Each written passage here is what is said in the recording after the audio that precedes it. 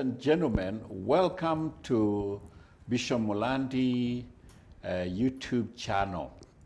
We've been running a series on my book, The Story of Faith, Hope, and Courage. It doesn't, 250 pages can't cover my entire life of 70-some years. But brief episodes like this will help you walk alongside. And today, we're privileged to have my wife, Betty Wangui wa Mulandi. She had many names when I married her. And that is one thing I had to do, get rid of those many. There are just too many. In fact, she had to go to a lawyer to swear that some of those names, she would get rid of them and remain with fewer names. And I won't say those names here. I don't want her to get embarrassed. So, Betty, welcome to this channel. And you are talking to my viewers. Welcome, my viewers. Welcome, viewers. I thank God for having a chance to talk to you and even to hear how God has been working with us in this journey of our marriage and family. And also ministry. We've walked a journey in the ministry of those 40-some years. God has been really, really good. And so, as we were ending our last episode, we were coming to start talking about children, bringing up children. Just tell our viewers how many children you have. Yeah, biologically we have 3 children, 2 boys and 1 girl. And now the 3 have brought us, the boys have brought 2 other girls, and our daughter has brought a son. And I don't call them daughters-in-law, because law will always break. People are going and divorcing and they break the law. Something that they said, they break it. But for my daughters, I call them my daughters in love. And that's how I address them. I love them, and I thank God for giving my sons good daughters that I've enjoyed so far. And a good son in love, who has been very close to me when we communicate in WhatsApp and on phone. I feel my daughter got the right one. I thank God for that. We've had a rich, just right here, I would like to say, as I inquire more from her, we've had a rich marriage. We've been blessed by the Lord. I mean, I can't ask for more. God has been good, given us wonderful children. And now, this Saturday, my plan is to take the grandchildren out for bike riding, and because they have been asking, they're close school, and we'll spend the day together. That is the icing on the cake. Those of you that have grandchildren, you know what I'm talking about. I've had some women tell me that they wish the grandchildren came first. I don't know whether you can have grandchildren first before your children, but let me tell you, that has been a great, great blessing, and I thank God.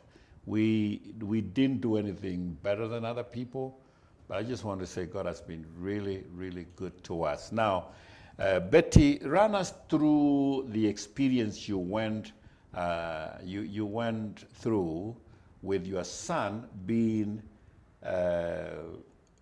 diagnosed 4th stage cancer. I came out from the hospital one of those days, and from the doctor, they had found he had 4th stage cancer, and he was paralyzed all the way up to the stomach. Take us through that experience as a mother. That was a dark day for me when I learned that our son was sick of cancer, but I didn't know what else I would have done apart from looking up, because for us as Christians, we have a way always. The Lord has spoken to us in different ways in the Bible and tells us that we need to depend on Him So when I learned he had cancer, as I told you, I like to be positive. Maybe that's my weakness. I started saying, I am glad that I know what my son is suffering from. Because before that, we were praying, and when he was told he had TB and was taking medication, and still the pain was going up, it wasn't reducing. Now I was looking forward for a time when I would know what he is suffering from. So when it was said that he had cancer, now I said, this is now the way to fight this demon of cancer, knowing what we are fighting. Because before that, we didn't know. We were beating about the bush. I remember I met with a certain lady who knew that Paul was being done a test, and they wanted to know what he is suffering from. When this lady heard that the results were out, she asked, what is he suffering from? I said, cancer. She told me, don't tell anyone. I didn't want to let that lady down by asking her, why should I not? I didn't want to argue about it, because maybe she had her own reasons. But when I left, I said, how can I not let people know? And we depend on prayers. And prayers that we can allow other people to come in. We fight this big enemy called cancer, which when it is mentioned, people see death. How can I leave it to ourselves alone? So from there, I involved people. And I wanted people to know that our son has cancer and there is no sickness. That's the statement I would make all the time up to today to encourage people. There is no sickness that the Lord cannot heal. And I always remind the Lord, you are a great physician. And when we call upon you, you will always do that which we ask, if it is your will. So I looked up and told the Lord that I would want our son to be healed from cancer, and I will not see death. I want to see life in Paul's life, so that he may declare the works of the Lord. And also for other people, when they see the victory we will have gone through by Paul getting healed, people will glorify the name of the Lord. So I remember the scriptures that say that this sickness is for the glory of God. So for Paul, I didn't see him dying. I expected my great physician to hear my prayers and answer it. But didn't you, as a human being, did you sometimes feel pain? This is your last born, and usually last born, I don't know why parents love them more than the others. They give them most of the attention, the final attention. Didn't you feel pain when you saw your son lying on the mattress from morning to evening, and we had to carry him to take him to bed? Didn't you feel some pain as a mother? I went through that. That one you cannot avoid. Sometimes you would cry when you don't want your son to see, but you would cry. Sometimes I would feel down. But I was always having hope.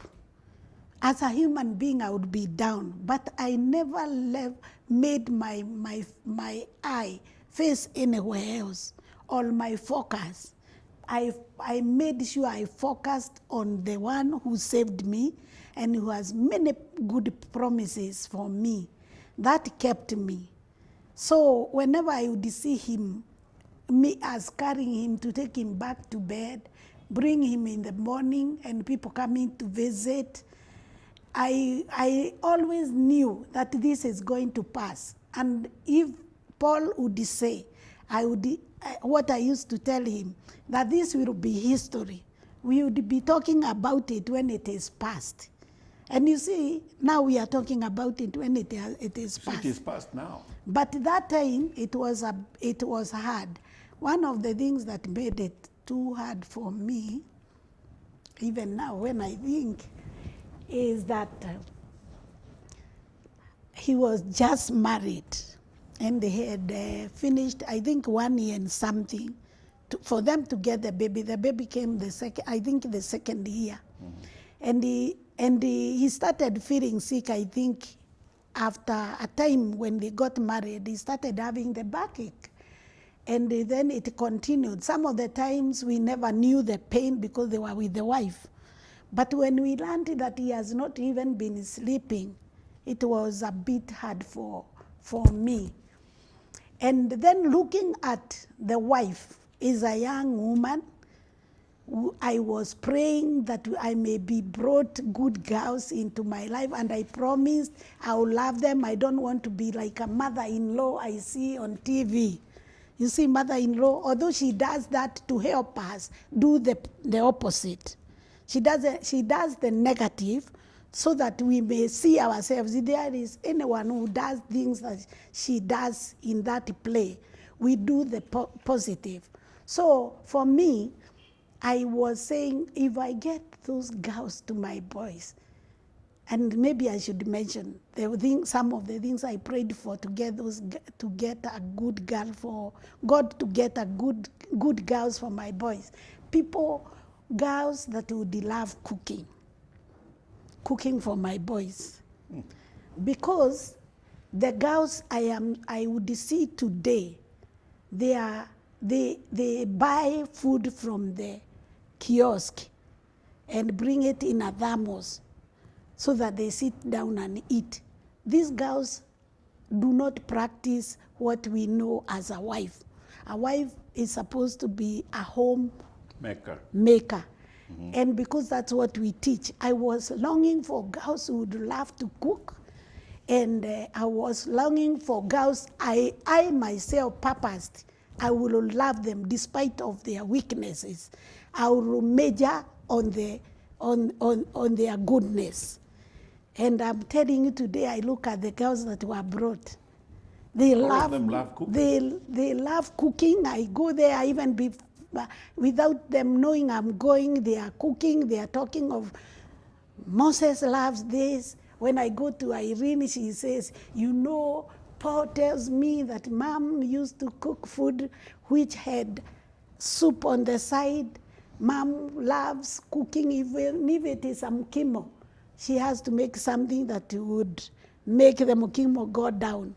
And so I'm training myself to do that, and I'm enjoying. They tell me they are enjoying cooking, and I can tell you, they are people that cook. They don't only cook for their families, they cook more than the family can finish. Mm-hmm. And also they welcome us to their homes.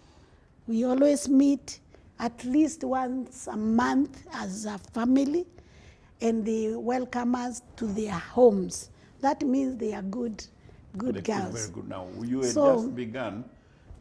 had just begun to tell us what you felt.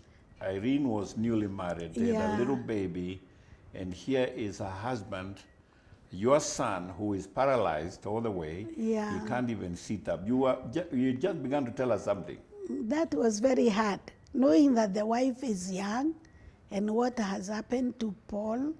I really pleaded with God that Paul may live so that he may see his children. I didn't say his child, because now when you are paralyzed up to there, you are even using some diapers. You don't even feel like going to the toilet. So you can imagine. And then here the doctor calls them and says, you are better because you already have a son.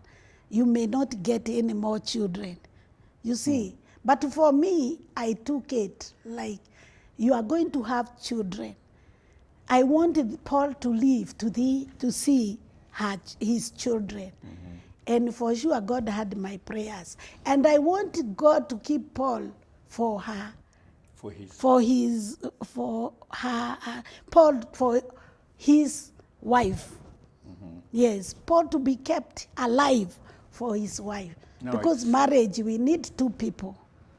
That's true. Yeah, and that one, when I would look at Irene, because we kept them in our house, I thought she must be going a very hard time when she sees what is happening. I'm sure she would think now, as a young wife, I'm being left. My husband is dying. But for me, I refused death. And I said Paul was going to live. And I would give those reasons to God. And he really did. Now, looking back, it is about 10 years. Looking back, it's 10 years. Paul, God healed him. The doctor gave him a clean bill of health. We had a physiotherapy who came home and gave Paul lessons, how to sit up, how to stand, how to use the different, like the walker, the crutches, and the wheelchair, all that, Paul went through. It is now 10 years. Paul is walking. He drags one of his legs a little bit, but he's able to sustain himself. He doesn't use a stick. What can you say, looking back 10 years? I see the faithfulness of God, and I can encourage people to hold on to the word of God and die with it. That is, you believe they are unbelievable. There are people who may not go to that extreme where I went to believing that he's not going to die and taking the word of God as it is. And so I see our God is faithful, and he has something that he was teaching us as a family. And one of them that I think the Lord was teaching us is that when people are in need or they have a problem like that, we people, what the Lord has done for us, we'll be able to do it to others. We'll be able to understand also other people when they are going through hardship of sicknesses, lack of money for the hospital, because people provided. Paul came out of the hospital without a bill, and that money didn't come from us. People gave. The people from different churches came to our house to pray for Paul when they had is a bishop, and the bishop who is known in Thika as Bishop Mulandi's son is sick. And then there is a prophet who came to our house, and to today I've never known where that lady went. She came in early in the morning and we had not taken our breakfast. She said the Lord showed her that there is a sick son in our house, and he is sleeping on this color of sheets. And so she has come to pray because the Lord said that son is not going to die, but live. And for sure, the sheets that Paul was sleeping on, he had two types of colors. He had a maroon and white. And she had seen the maroon. And when she went, she prayed. And when I told her to sit and eat, take breakfast with her, she said, no, I finished my work. And she went. I don't know who she is, where she came from, but I know she was sent by the Lord. She confirmed that our son was going to be healed. She didn't belong to our church, because I would have known her. And then the other thing is that I have seen God's promises being fulfilled after what you pray, you watch. I prayed and watched whether God would do what I prayed. I believed that Paul was going to have children. And I told Irene, you will have children. It is you who will stop them from coming. And today, they have children, and they can have even many more. That was my prayer, and that is what I believe. Paulo is alive.